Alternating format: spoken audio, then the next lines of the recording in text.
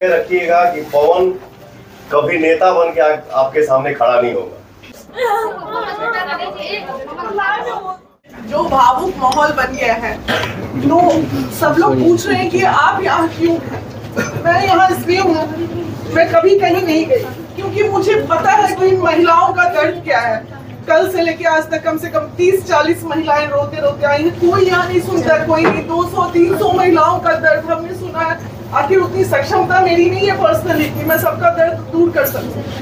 तो बस कम से कम उस भावना को, पुरुष 17 लड़के को काराकाट लोकसभा से मैंने जेल से निकाला है झूठे केस के मामले में। क्यों मैं मदद करूं भाई। और आज अगर मैं आई हूं आप लोगों के बीच में, आपके लोकसभा के लोगों को, कि नहीं आपका उत्थान हो, तो आपको मदद करनी चाहिए, बिल्कुल करनी चाहिए। इतना भावुक माहौल हो जाता है कि इंसान अपने आप को कंट्रोल नहीं कर पाता है फिर वैसी स्थिति में। और मैं पर्सनली तो बिल्कुल ही नहीं कर पाती हूँ। हम रियली बहुत भावुक हैं और हम भावना से ही किसी के साथ जुड़ सकते हैं, अदरवाइज दूसरा कोई कारण हो ही नहीं सकता है मेरे जुड़ने का।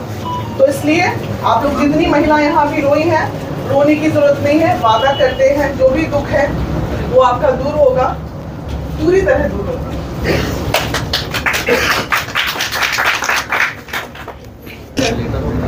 ये बोले का बात, आप सभी को मेरा सादर प्रणाम।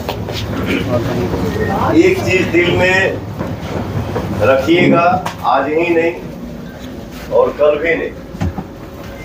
आप लोग इतने साल से पवन को गायक बना के रखा है, इतने सालों से पवन सिंह हीरो बन के है। तो गायक हो नायक हो, ये बनाया कौन?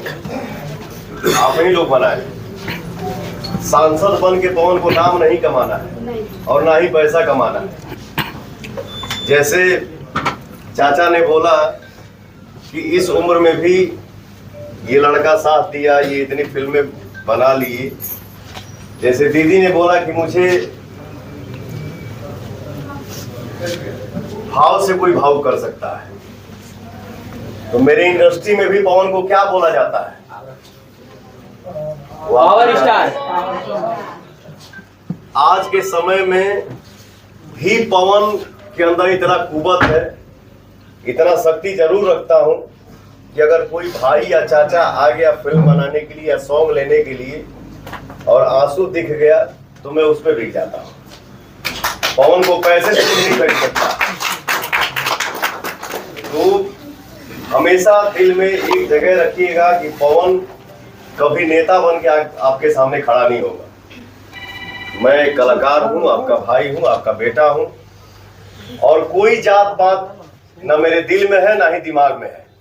मेरे दिल में, मेरे दिमाग में, मेरे मन में सिर्फ और सिर्फ एक ही चीज चलती है और रहती है, वो है इंसानियत।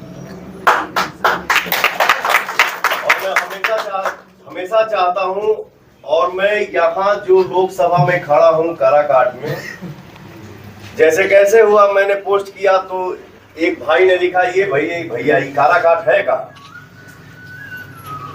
आज हमारे भाइयों का कमेंट ये आ रहा है कि मुझे पता नहीं था कि ये काराकाट है कहाँ, लेकिन आज के डेट में गूगल पे उंगली दबाओ तो पहला नाम काराकाट ही आ रहा है।